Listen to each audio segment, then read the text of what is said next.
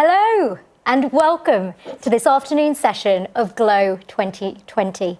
My name is Tista Day and I'm an obstetrician and global maternal health PhD student at the University of Liverpool.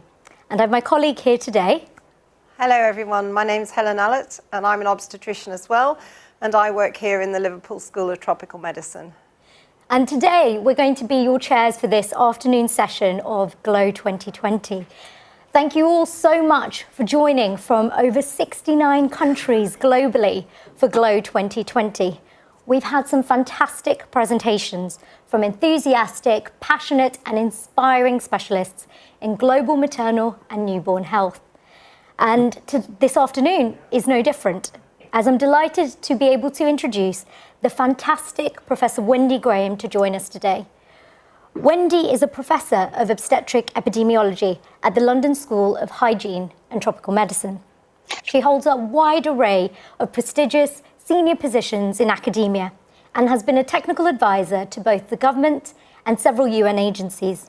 She's also a passionate advocate for the improvement of maternal and perinatal care outcomes, particularly in low and middle income countries.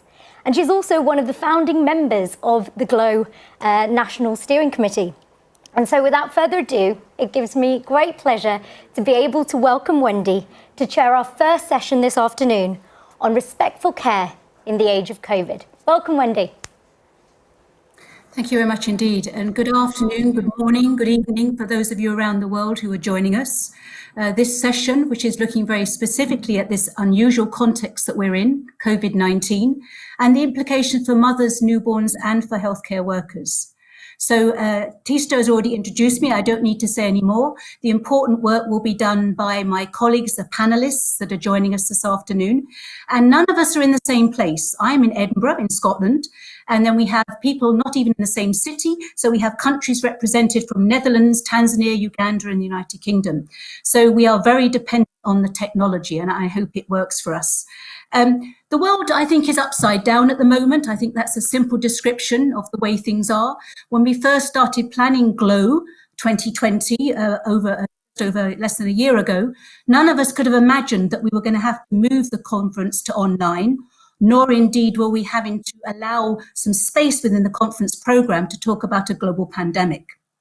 But as I reflect across the last 2 days, and indeed the talks today, I think the MNH research community has been extraordinary in the way that we have responded to help shine a light on what is going on for mothers and newborns. Many people have changed their research program, adapted their projects to enable us to see and, as I said, shine this light.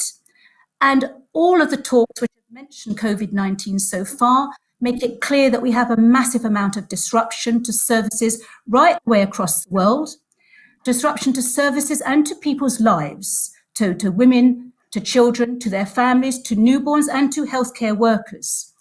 This disruption is in terms of their physical, mental and social well-being. We have to regard this as a challenge that has all those dimensions.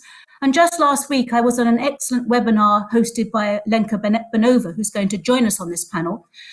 And what really struck me was about the comments about the mental health and the challenge to mental health of healthcare workers at this time, mentioning that in many communities, the healthcare workers are both heroes and seen as vectors of the infection.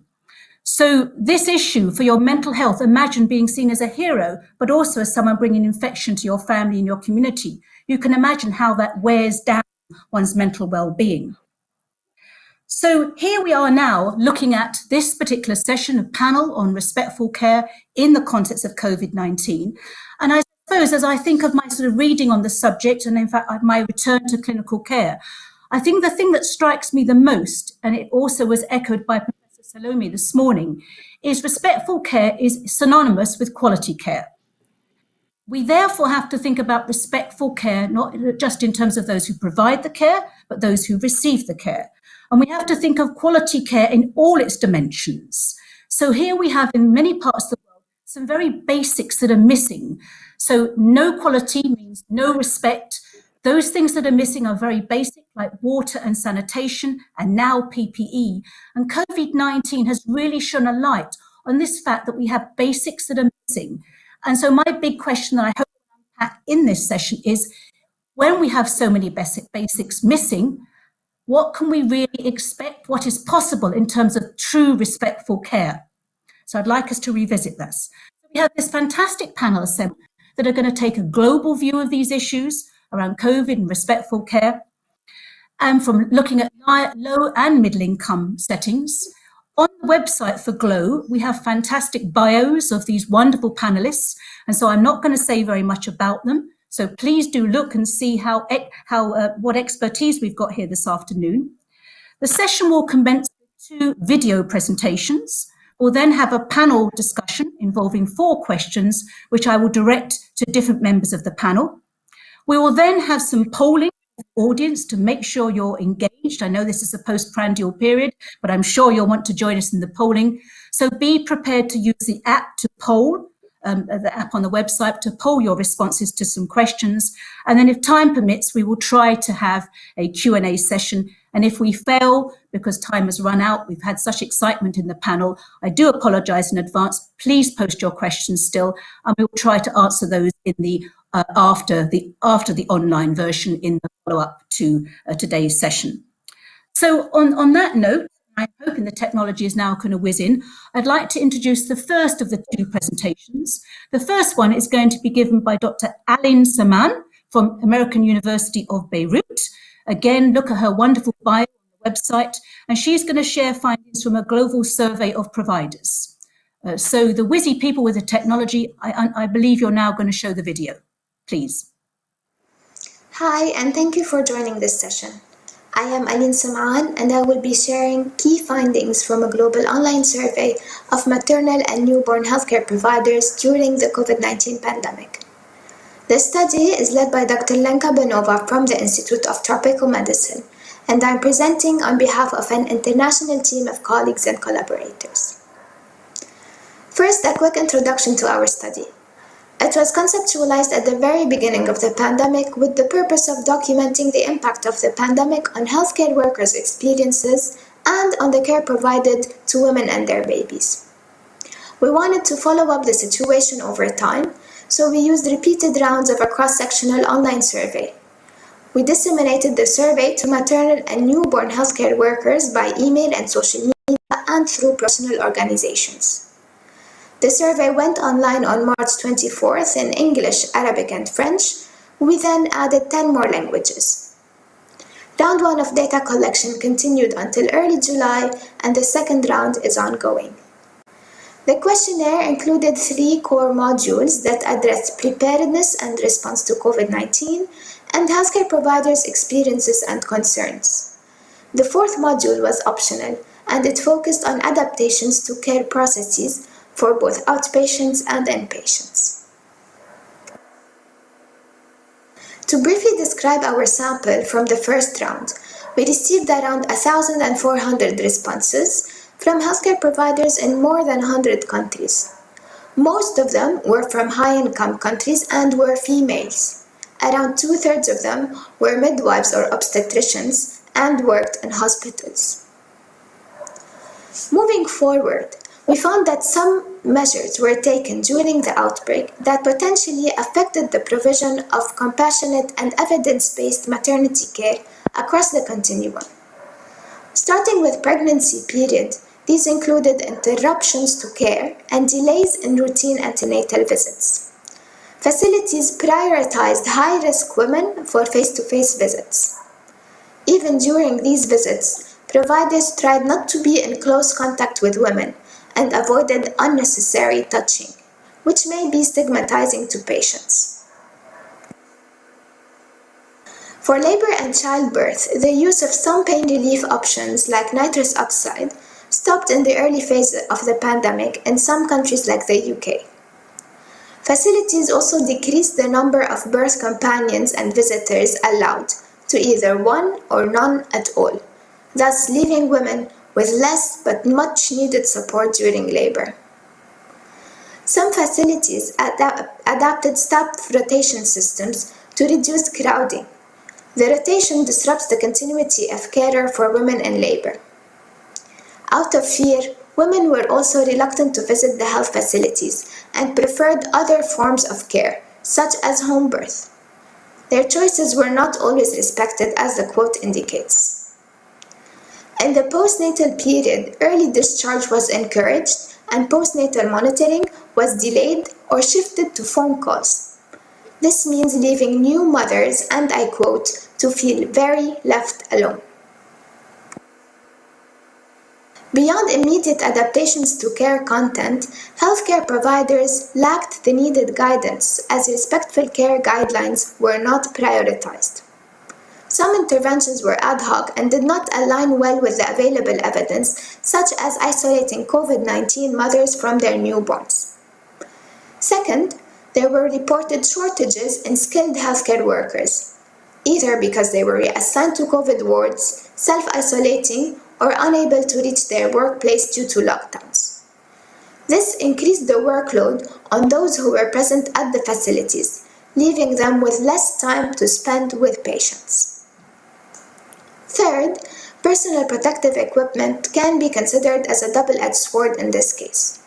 Although they are much needed to protect the workers and the patients, they did make the patient-provider communication much harder and dehumanized the care. Also, putting them on takes time and can delay urgent action.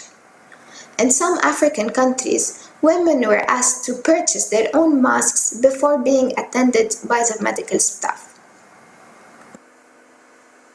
Finally, I would like to highlight that the carers, our respondents, worry deeply about not being able to provide compassionate care to their patients. Preliminary findings from round 2 of the survey show that 20% of them feel that they are not able to provide the same respectful care to women and newborns as they did before the outbreak. In the words of a midwife from the UK, "My heart just breaks for women and families who we won't be able to offer the full range of midwifery support to." Thank you for listening. For more information about our study, please see the paper published in BMJ Global Health and visit our study website. Thank you very much, Aline. That was a really stellar presentation. I do apologise to the audience if the part of the slides are of the video was a bit blurry. You can watch the video obviously outside of this particular session. I encourage you to go back because this is a really extraordinary piece of work, and we are very lucky to have Aline do that presentation for us. We're going to discuss these presentations as a part of the panel, so I'm going to move directly on to the second presentation, which is being given by Professor Jim Thornton, who's Professor of Obstetrics and Gynecology at Nottingham University. Again, do please read his stellar bio, which is on the website. He has the most interesting blog called Ripe Tomato, which I encourage you all to go and have a look at. And this will also be a video recording, but we will have Jim joining us on the panel this time. So over to the technology, and Jim will talk in particular about the evidence on COVID-19 and pregnancy, particularly with the UK focus. So technology helpers, over to you. Hello from Nottingham, the home of Robin Hood. I'm talking to you because I've been collecting all the primary sources on COVID-19 in pregnancy on my blog. The link is here, and on the next slide is the homepage of my blog. There's about 260 primary scientific papers about COVID-19 in pregnancy on there. To start, let us remind ourselves what the previous coronavirus did to pregnant women, SARS and MERS. They were extremely serious. Nearly 1/3 of women who were affected and 1/3 of babies who were affected died. COVID seemed initially to be less severe. The first report was a small series from the Lancet, 9 women and no mothers or babies died. But there were a number of reports that were a little bit alarming. There were deaths in the newspapers. There were also famous footballers' wives and all sorts of stories. And it was difficult to sort the whole thing out until later in March, early April, when the registries started reporting, and these are the most reliable data. The first 3 to report were Northern Italy, Lombardy, the home of what the centre of the epidemic there.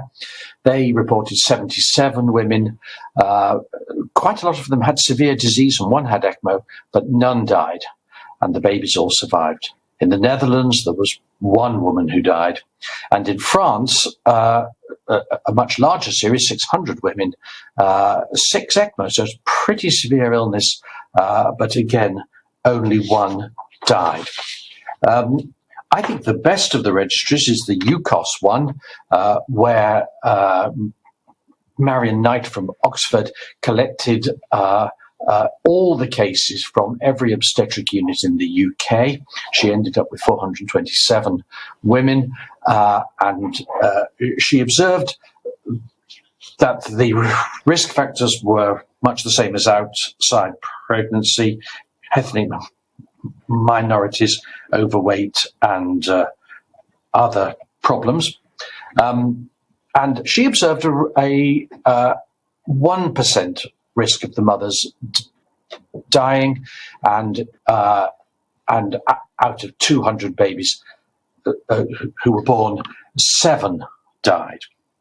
That was the situation a few months ago, but last week the WHO Living Systematic Review came out in the BMJ from Shakila Thangaratnam, and that one showed 73 mothers who had died out of 11,000 pregnant women.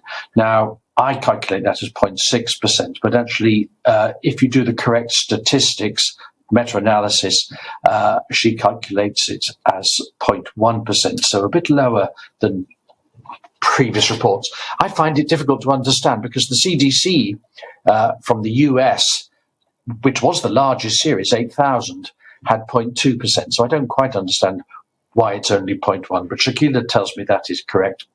And if you look at the stillbirth rate, 6.3 per thousand, and neonatal deaths, 3.5 per thousand. So in conclusion, this is a serious condition, but it's not as severe as the previous coronaviruses, and the mortality rates are similar in pregnant women to non-pregnant women with the same risk factors. I've not given you the information about the risk from different birth routes, but there are other data suggesting that being born vaginally breastfed or allowed contact with the mother does not increase the risk of the baby being infected. Thank you.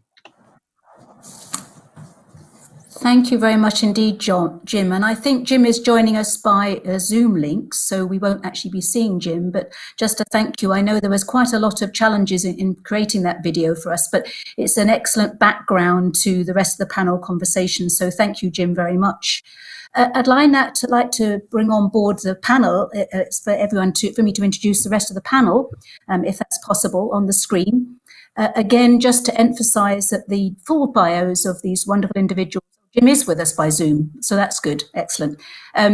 The full bios are on the website, but let me just run round. We have Professor Asma Khalil, Professor of Obstetrics and Maternal Fetal Medicine from St George's and University of London, who can wave, I guess, just to be obvious. Then we have Professor Peter Waswa, who's the Professor of Health Policy Planning and Management at the School of Public Health at Macquarie University. He's been heavily involved in a lot of the work on the Every Newborn Action Plan. Thanks, Peter. Then we have Dr. Beatrice Mweliki Makula, I must say that correctly, who's joining us from Muhimbili University, who's a nurse and a midwife and head of the community health nursing at that Muhimbili University. Thank you, Beatrice. We then have Jim Thornton, who I've already introduced from Ripe Tomato and the University of Nottingham. My video is working now. Yes, good. Glad to see you, Jim. And last but not least is Professor Lenka Banova, the Professor of Reproductive and Maternal Health at the Institute of Tropical Medicine in Antwerp, who was the lead of the global survey that Aline has just presented. So fantastic. So I think we've done very well between us in terms of getting a range of disciplines and professions. We have midwifery and nursing, in honour of the International Year, of course. We have obstetrics, public health, maternal and newborn health and social science. We don't have the voices of women, although some of us are obviously women on this call, and I dare say we could all talk about our birthing experiences of our wives. But there is this issue about when you're talking about respectful care, really important to acknowledge that clearly our perspective as researchers and providers may well be very different from the women receiving. Unfortunately, we weren't able to invite a woman on, but we just want to acknowledge that. So how this will work, this panel conversation, is that there are 4 panel questions, and I'm going to direct those to different panel members to answer. With the time, rather strictly trying to encourage you to give your answer in as 2 minutes, as close to 2 minutes as possible. And for those who haven't seen, I have the dreaded bell, which will indicate when 2 minutes is up, just because we are really bound to keep to the timing because of the technology. So I'd just like to remind people there will be polling after we've done the panel conversation. So get familiar with with your app, and also to keep posting questions to the Q&A stream that is also on the app for the conference. So on that note, I'd like to start off with our first panel question, and not surprisingly, given those 2 excellent presentations we've just had, I'm going to ask Asma and then Lenka to basically tell us which key finding from the 2 presentations struck them the most and why. So which key finding from the 2 presentations struck you the most and why? And I'll turn to Asma first, please. Thank you. Well, thank you very much. It's a pleasure to be with you and to participate in this panel.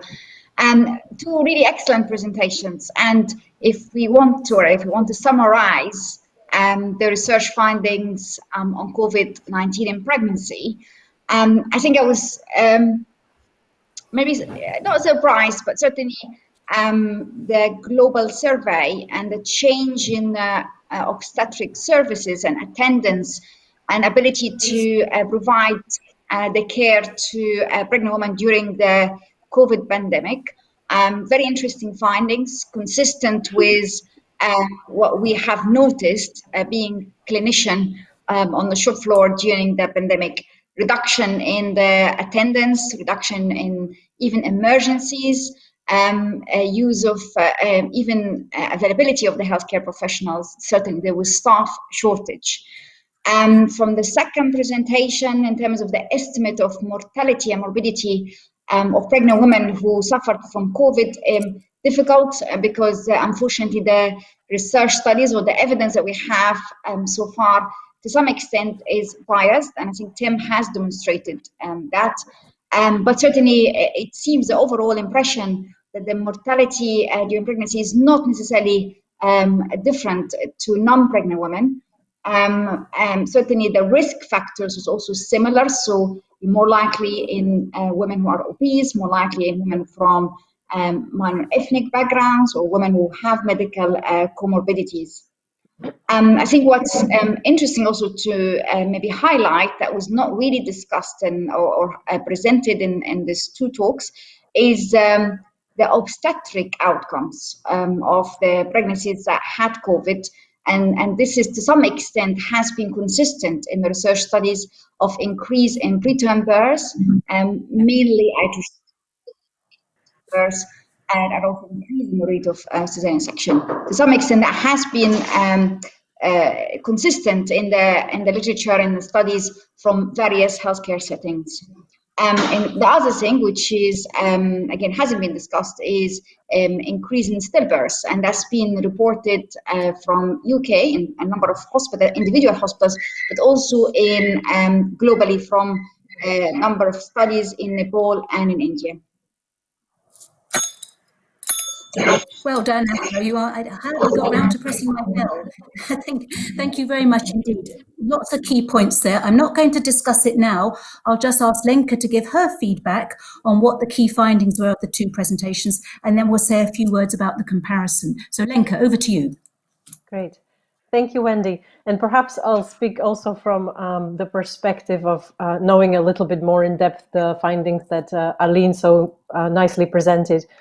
But to me, what I was most impressed about is actually the speed of the research that Jim presented, and about, we know about respiratory illness, and we knew what SARS and MERS had done to pregnant women. So I think these cohort studies, the speed of assessment of, how to care for women that have COVID and what are the clinical outcomes was really impressive.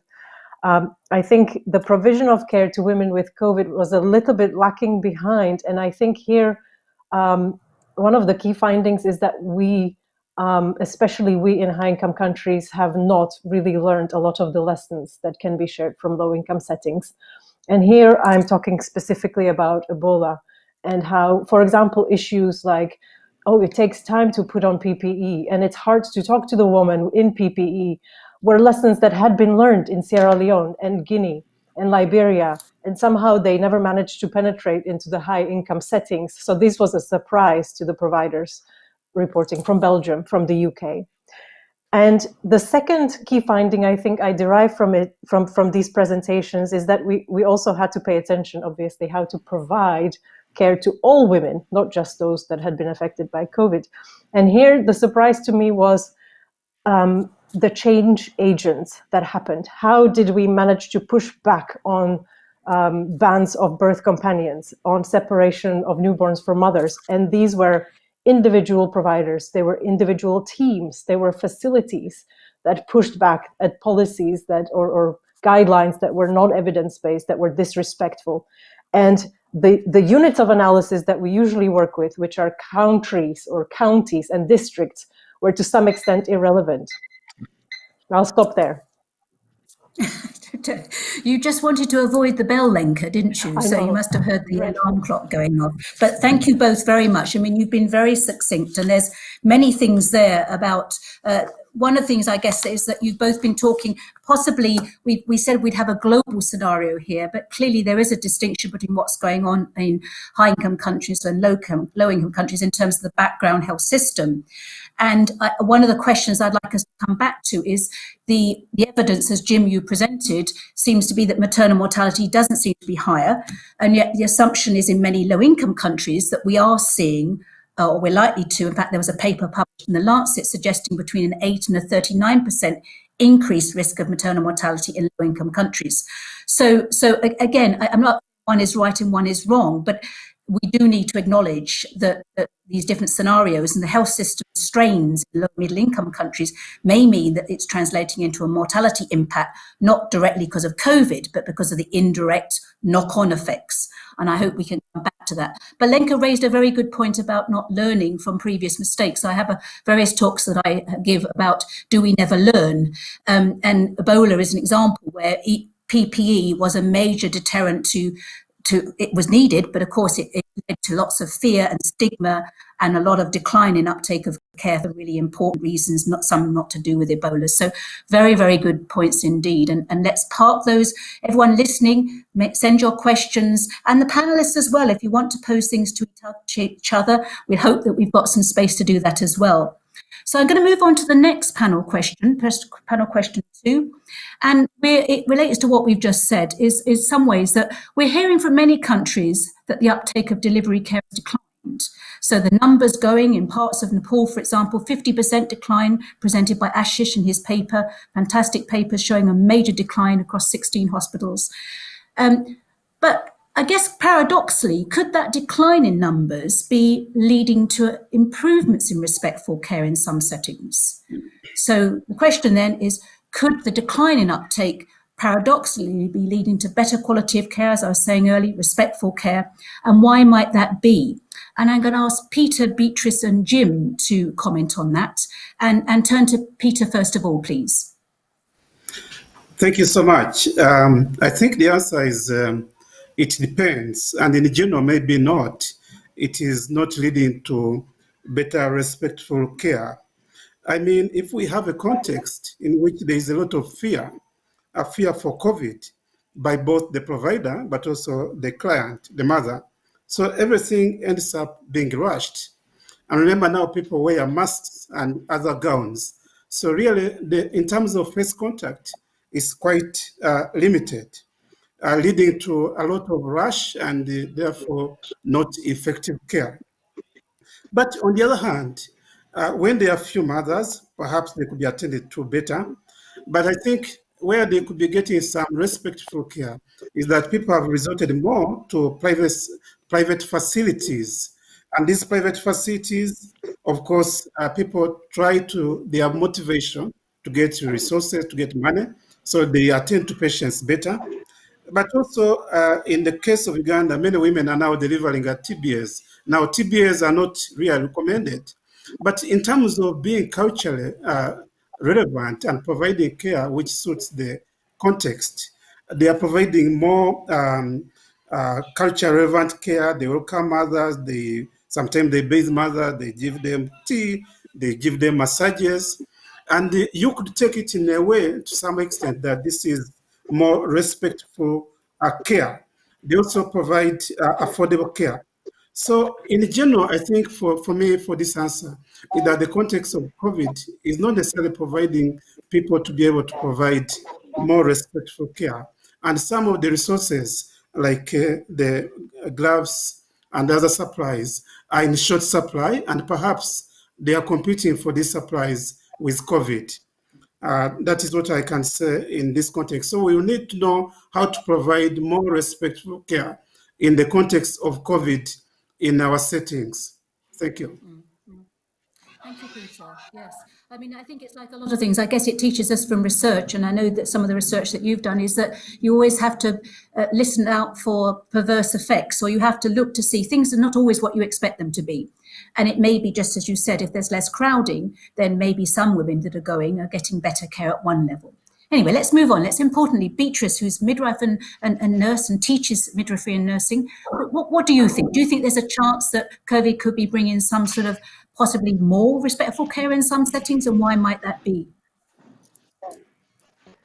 Thank you so much, Professor Wendy. Personally, I would say no. COVID-19 would not lead to more respectful care in some settings, especially in the low and middle income countries, because COVID-19 has come out. It has led to reduce from the maternity care, everything concentrated to COVID-19 crisis. And then you find more women had to delay to get appropriate care, and the women have been reluctant actually to access care services. And most of the time it means when you see a woman comes to the facilities, they are already in a critical condition. But if they are not in a critical condition, it means they will not come to the facility due to the fear that they had. And also, most of the time, you find that the providers are more stressed given the increased load from potential COVID-19 infections, and also due to the fact that there is inadequate maybe PPEs and also overstretched health system. You find stressed providers have shown to be more likely to abuse women, or it can also even be physically because they are already stressed. And you find that poor communication and stress are likely to lead to situations where providers perceive women as difficult, while it is not the case. And due to this fact, you find most of the, I would say, respectful maternity care rights have been violated. For example, in a by the resources are scarce, especially in the low-income countries. It means you work in an environment whereby you are really overwhelmed, and you find that there are so many deficiencies. Even if women in the facility, they will not receive the care they deserve, and that right of receiving care is being violated. But also another case, I could say there is an example whereby women and their babies have been neglected. They have been abandoned within the facilities, and they have been restricted to access care due to the fear of it. And you find due to the fear of COVID, even a baby can die. But also there have been an alteration of proven practices evidence, whereby you have to mandatorily separate mother and son just because of COVID-19. And there have been some restrictions on breastfeeding. There have been prohibition companions into women within the facility. And so all these rights have been violated during this COVID-19. And then we should think of the ways on how can we really apply and give women effective care this COVID-19. Thank you. Okay, thank you, Beatrice. And I know that Beatrice is joining us from Dar es Salaam, and some of that video, some of the connection is a little bit grainy, but we heard you very well. So I think your overall conclusion, Beatrice, is that you don't think there's any likelihood that there is a perverse positive effect on respectful care, that by and large it's negative, and you would expect respectful care to decline. So thank you. Last but not least in this round of questions, let's ask Jim, your view. Do you think there could be a paradox here with respectful care possibly increasing in the context of COVID-19? Thank you, Wendy. I do, actually. I don't have any recent experience of working in low and middle income countries, but so I can only really talk about our experience in Nottingham, where it's only fair to say we weren't very severely affected by the first wave. But during the first wave, we found fewer patients coming up for antenatal visits and scans and sort of antenatal baby care visits, and the hospital was quite remarkably quieter. And although I agree that probably some people missed important visits, I think quite a lot of people missed unnecessary visits. Certainly in obstetrics, I think we do quite a lot of unnecessary interventions on low-risk women. And I'm going to chuck in 3 slightly controversial ones. We encourage people to worry an awful lot about altered fetal movements in the UK, and I don't think the evidence supports that very strongly, and it leads to lots of people coming to the hospital and sometimes harmful inductions. And during the first wave, that pretty much stopped. We do an awful lot of ultrasound scans on low-risk women. Now, I'm quite clear that ultrasound scans are effective and helpful for high-risk women, but for low-risk women, I think, again, there's a possibility of that doing harm. And during the first wave, quite a lot of people avoided that potentially harmful thing. And then the one I feel most strongly about is that the evidence has for a long time said that for low-risk multiparous women, certainly in the UK and in Holland, and there must be other countries that are similar in the world, it's safer to have your baby at home. And very few people do, but the evidence is really very good. And COVID has added to that evidence and gives us a real opportunity to encourage those women to avoid the risks of infection in the hospital and have their babies at home. It's not easy. I've got a daughter who's pregnant now and due in January, and a niece also pregnant now and due in January. Both second babies, normal deliveries last time. And I've been saying to them, come on, have it at home. You don't want to come into this terrible hospital with all these viruses flying around. And I think paradoxically, COVID might lead to them getting a nice home birth with more respectful care. That's very interesting. We could devote the whole of the rest of the panel to home births. But Asma, yes, do say.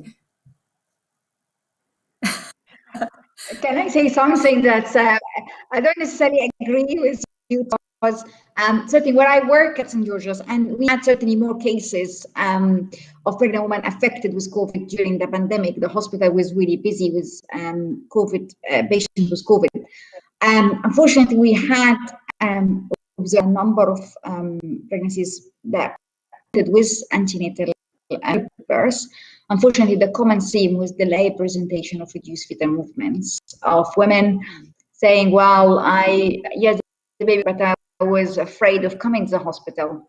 So she delayed it for a day or two.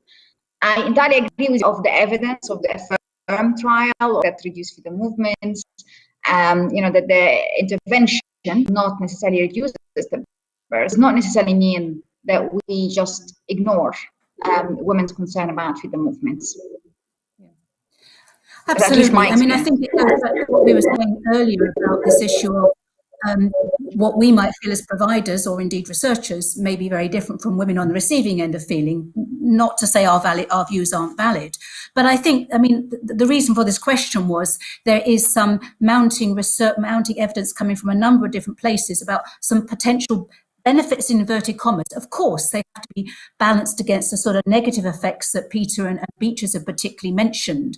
But things like less crowding, this issue, I'm not so sure about going to a private facility, maybe be something that's necessarily beneficial if you can afford it, because that's the other challenge that we've got, is with a lot of people's livelihoods affected by the COVID-19 pandemic, which means their affordability to seek care is also impacted upon. So there's a lots of checks and balances, but I think it just reminds us as researchers is we assume things move in a particular direction.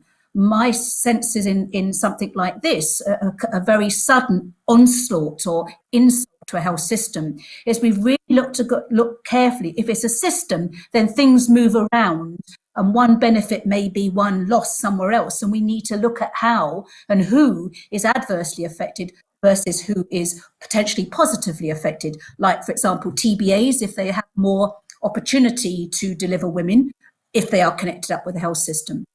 Jim. I'm going to endorse that very strongly. If you're a health manager and you're organizing a health service, they always say, never let a good crisis go to waste. And yes. COVID has opportunities for changing practice in substantial ways. And it's sometimes, some changes will be doing things differently. Some changes will be stopping doing stuff.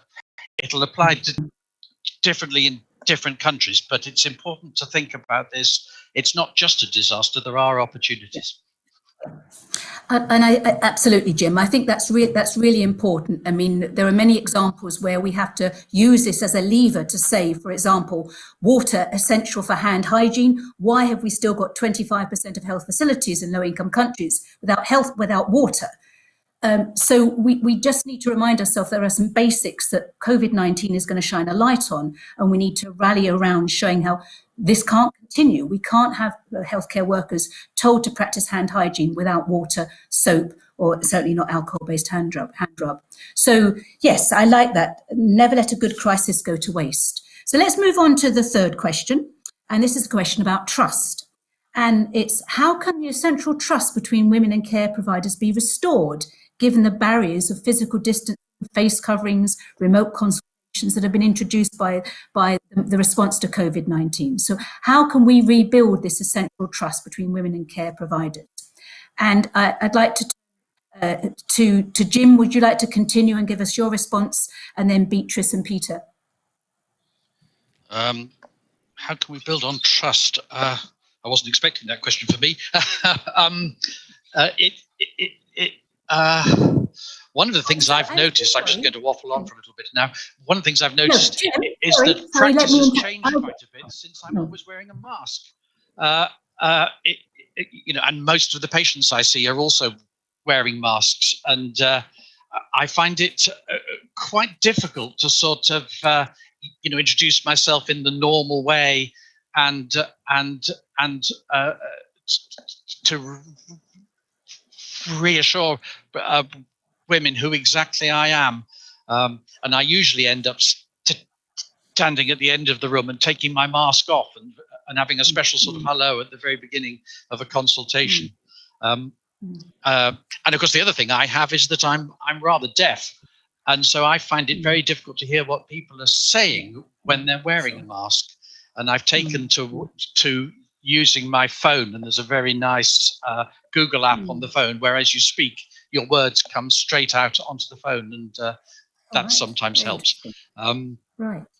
But otherwise, I don't have any great tricks. I should apologise for that. I have to say, as the chair of the panel, I have a combination of technologies, including looking at my phone, looking at the screen, trying to press the buttons, and I have button confusion. So that question wasn't come to you, but you answered it beautifully anyway. So I waffled through.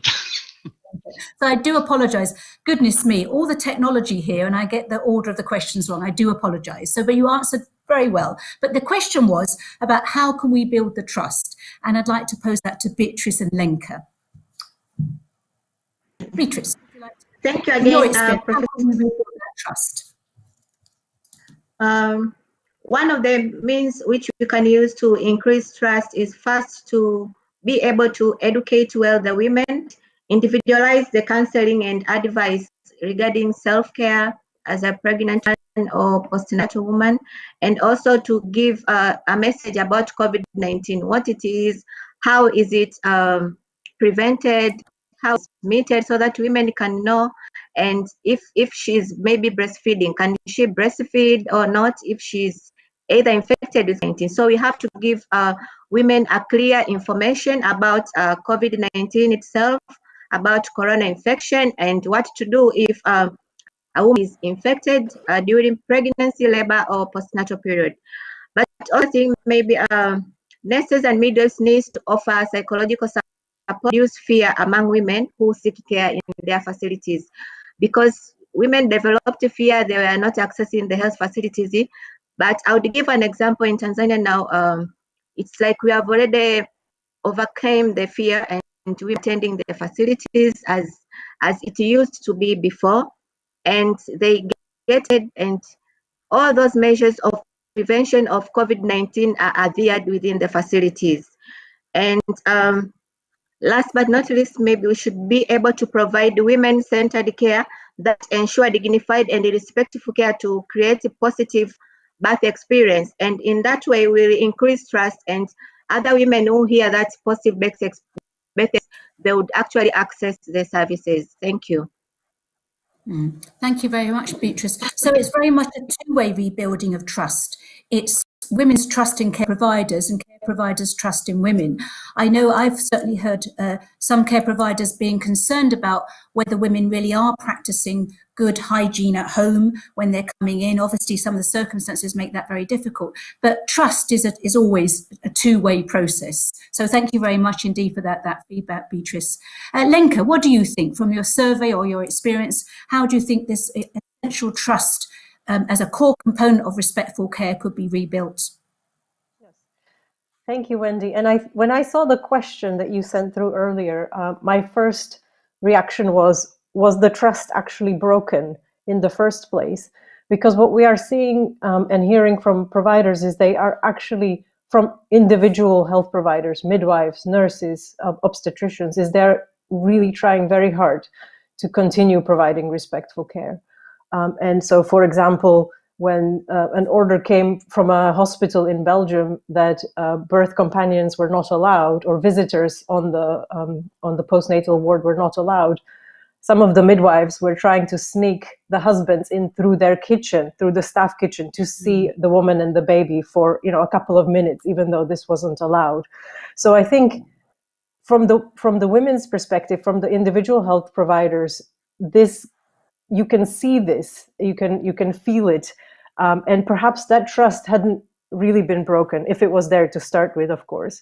But what I think had been broken to some extent and needs restoring is the trust of women and their families and the communities in the healthcare settings or in the health facilities. And I think this is what we are seeing when women are not coming to health facilities. But let's look at it in a little bit more granular way. Women might still be coming to health centers, but they might not be necessarily going to hospitals. And this is because the bigger the hospital, the bigger the facility, the bigger the perception of risk, which is of course not unfounded. And the actual risk, if we're looking at it, is the highest risk is that the health providers infect each other and then end up infecting the woman. So this isn't unfounded. But, I think, for example, we need to examine, in terms of this trust to healthcare settings, we need to have a hard look at whether we want to be putting COVID wards or COVID treatment blocks in healthcare settings where women are coming to have babies or have antenatal care. Those are not really patients. They are healthy women for the majority. And do we want to break the trust in that this is a good place to come by putting a ward with COVID patients in the same campus, for example?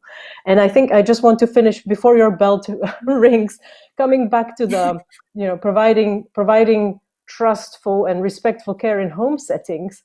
I am all for being very open-minded about home births, but the first thing we saw in our high-income settings is that the healthcare professionals, the nurses, the midwives, the home visitors who are supposed to visit women postnatally at home were not provided, even with face masks, were not considered front healthcare workers.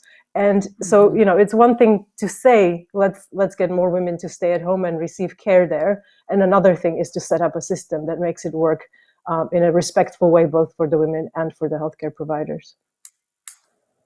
Thank you very much indeed. Absolutely. I mean, this issue about trust, I mean, trust in the system and confidence in the system is really, really key. So I like the fact that you've brought it back to a sort of systems perspective, because rather than it boiling down to sort of blame issues. But I think also your comment about design, it's amazing how, that's not our own sort of specialist area. But there are many things that are emerging now about design of facilities or even design of labour wards that show that infection prevention can be improved, or indeed, as you're saying, not co-locating a COVID unit near a maternity unit. So, of course, in many situations, things are very, very difficult, particularly in. So, Peter, do you think that might be possible, Peter? Do you think it's possible in the sort of Malago, for example, that obviously was in receiving a lot of cases? Was the maternity hospital possible to be, regarded, were COVID cases, do you know if COVID cases were going to Malago or where the maternity patients are going as well, or were they sent somewhere separately? And I'm sure someone's going to answer their own experience. So in Kampala, the hospitals had already been separated. So women go to a couple of hospitals like Kawempe, which is basically now a hospital for women and children. So that way, then the COVID cases are admitted in the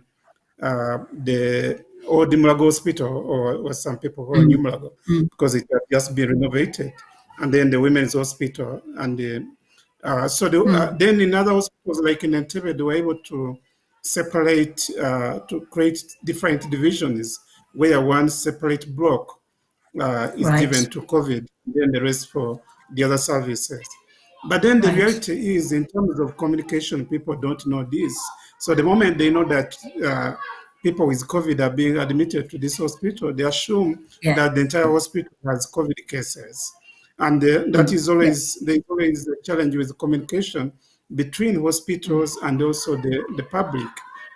And as a result, hospitals actually became empty because everybody was assuming that there are COVID cases in the hospital. But on the other hand, also people assume that even people coming for a normal birth may actually themselves be potentially COVID cases. So I think that is what has caused all this complexity, leading to almost empty hospitals. But then one of the things we've seen in Uganda, and good enough, I've been actually tracking the continuity of services for maternal, newborn, and child health. In terms of the severe cases, they continue coming to the hospitals, but coming quite late. And when they come late, even if the actual numbers have reduced, because they are severe cases, they require more health workers, but also they require more resources. So in essence, providing respectful care is still a challenge in this context. Thank you very much, Peter. You're right. I mean, again, it's this issue about you do something to sort of improve the situation, and for it's isolating the COVID cases, for example, and then it creates fear in a different group. So I think that, again, it's this system perspective, and you with your background know a lot about looking at the whole thing and not just picking out small parts, because we're pushing problems from one to the other. Okay, moving on to the final question to the panel, and this is a question about research. And I'd just like to, the question is, what do you think is a priority research question for understanding MNH care in the context of COVID-19? So there have been many lists of priorities, but this is a chance to give you your personal perspective. And what do you think is missing in our understanding of MNH care in the context of, as we face this COVID-19 pandemic? And this is going to Asma, Peter, and Jim.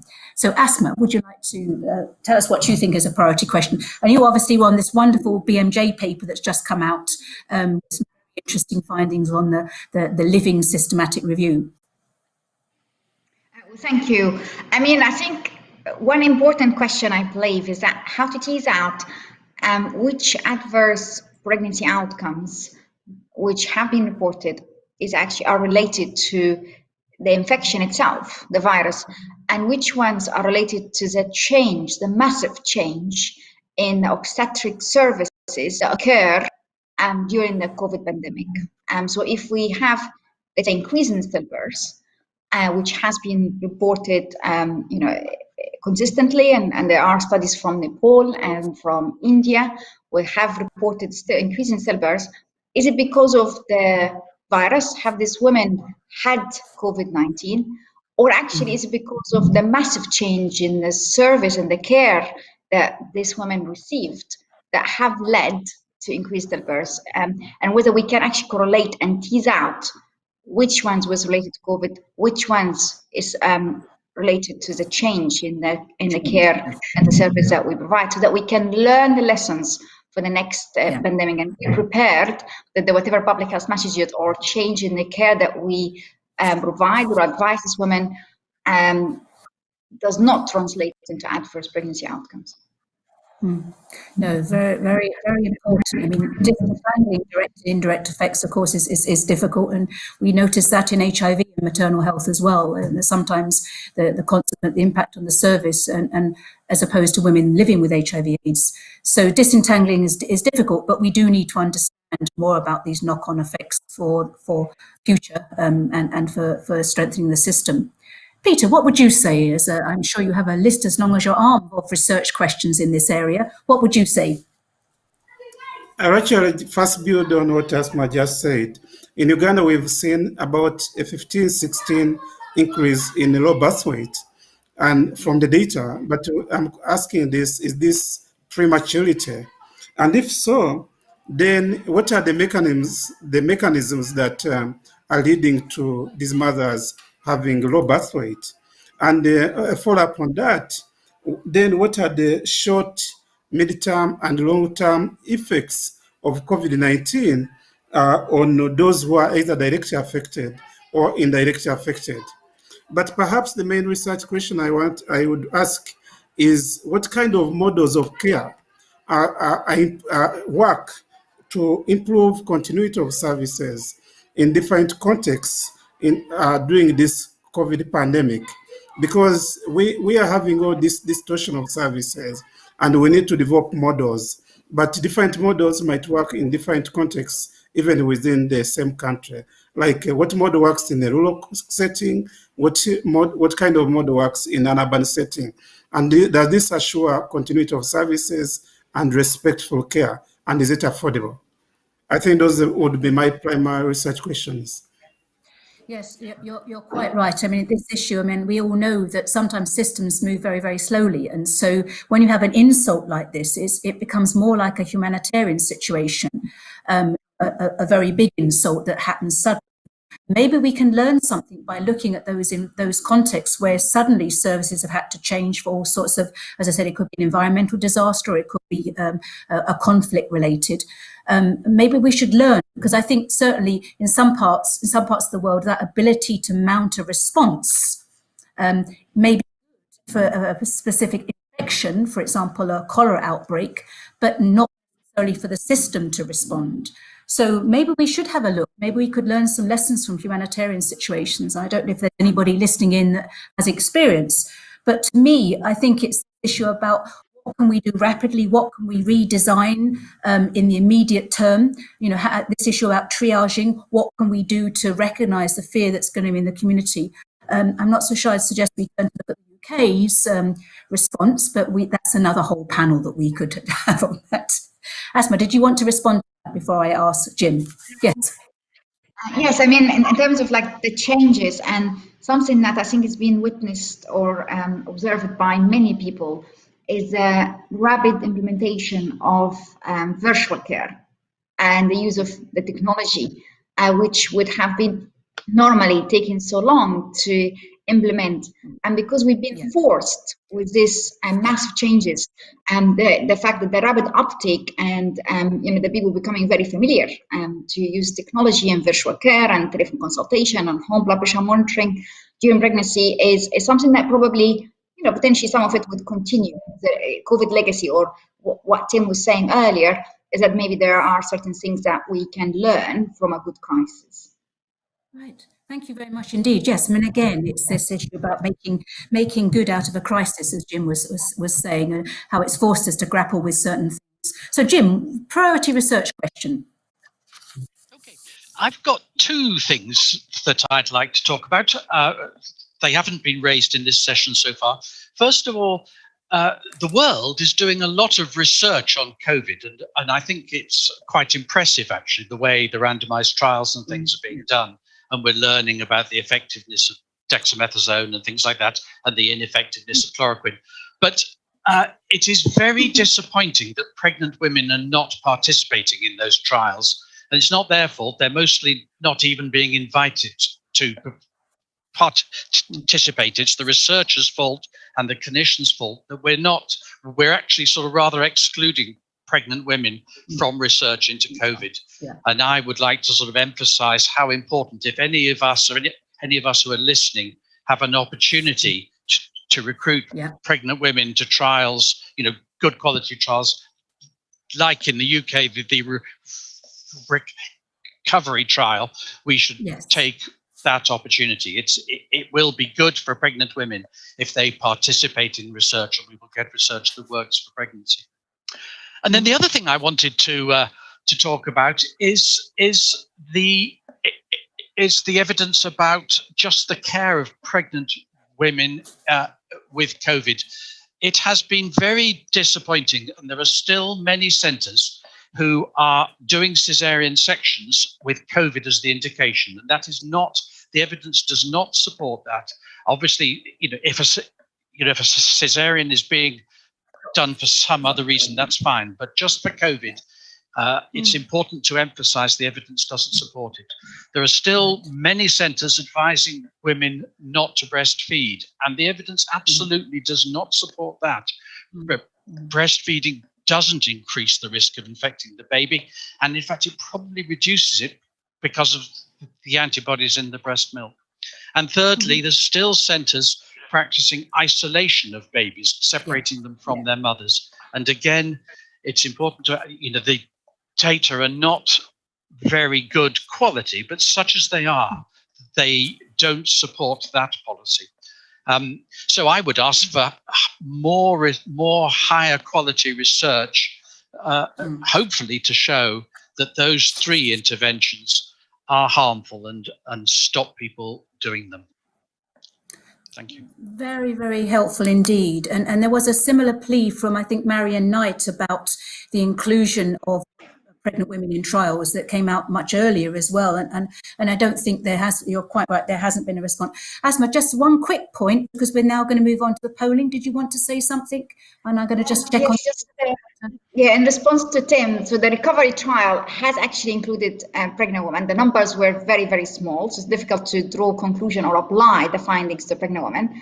The second point about the vaccine trials, I'm a member of the COVAX a group which is supported by the Bill Gates Foundation, which essentially look at vaccine or the feasibility of vaccine trials in pregnant women, and hopefully that would come up with some key recommendations or to take into account all the safety aspects and what evidence we need to see before we can recommend or license vaccines in pregnant women. But it's not as simple, because safety, you have to have certain safety metrics first before actually we can offer the vaccines to pregnant women. So, but yes, I concur with your recommendation, of course. Thank you, Asma. Let me just absolutely on the side of the angels. Yes. Well done. Recovery plus. Because research is so key to all of us. Peter, do you want to say anything more about any response to what's just been said, or Beatrice, anything else you'd like to add, or Lenka? Because we're going to go to the polling now. Maybe Peter here. I actually about 2 months ago, one obstetrician called me and asked me, Peter, is anybody doing research on pregnant women who have COVID? And I said, well, I don't have the money, but let me go and find out. So I went to my chair of research and asked, has anybody registered a study to do research among pregnant women? And he said, no, I'm not aware. And I called back to say, no, we don't have anybody doing it. I said, this is very frustrating that we will not learn anything. And the thing I thought about was, which I discussed, well, why can't even our government finance research among its own population? Do we need to look to the UK or the US to really learn from our own context? So this kind of research is very important. But then how can resources be mobilized quickly and by whom? Those are some of the issues that we are struggling with as scientists, as we would like to do more research. We don't have the resources. Yeah, absolutely. Well, I know that I think we do have listening on the to the GLOW conference a few funders. They tend not to declare themselves for obvious reasons, but I'm sure they're busily writing down research questions that you've just posed and those challenges to doing it. So Beatrice or Lenka, would you like to add anything before we move to the polling? Lenka? I can, yes, just to touch on the point that you mentioned, Wendy, about learning from previous disruptions and emergencies. We are actually working with Annie Portela, you'll remember her from yesterday, on a scoping review of the literature to learn these lessons from earthquakes and hurricanes and other disruptions. But what strikes me, a general sort of research priority point, what strikes me is how little actually is documented in what we traditionally go to, that peer-reviewed literature or even commentaries. And I think what really comes to the fore to me is that the innovations, the solutions, the adaptations that people are discovering as individual providers, as teams, as healthcare facilities are going to get lost also from COVID unless we put a concerted effort to document them. And they don't have to all be review papers. They don't even all have to be evaluated formally, but they need to be documented somewhere because they can help us not just for this emergency or future pandemics and emergencies, but they can help us solve issues that have long been outstanding in maternal and newborn health, like referrals and transport, etc. Yeah, and triage. Thank you very much, Lenka. So a call for someone to create a repository of experiences, which would be really helpful. Beatrice, was there a particular research question from your nursing and midwifery experience that you feel you'd like to flag? Yeah, maybe I think we need to do is regarding this issue of trust. As midwife and as a large number of healthcare providers are midwives, how do we help women to overcome, physiologically, these states of crisis? Because they've been through a lot of stress. You find someone is maybe supposed to even to go to the hospital. So how do we help women so that they can overcome when the crisis of this infectious disease? But another thing, we should look at the effects that have been brought by COVID-19 and how can we keep on strengthening our health system so that all those bottlenecks that have been existing already, because COVID-19 have complicated them even more. And then how can we learn out of this and try to improve the health system so that they can accommodate even these crises that are happening? Because we have had some crises like Ebola in some of the countries already, and we should let some more be done on the effects of COVID-19 on the health system and how can it be improved so that we can be able to care people when these crisis pandemic diseases happens. Thank you.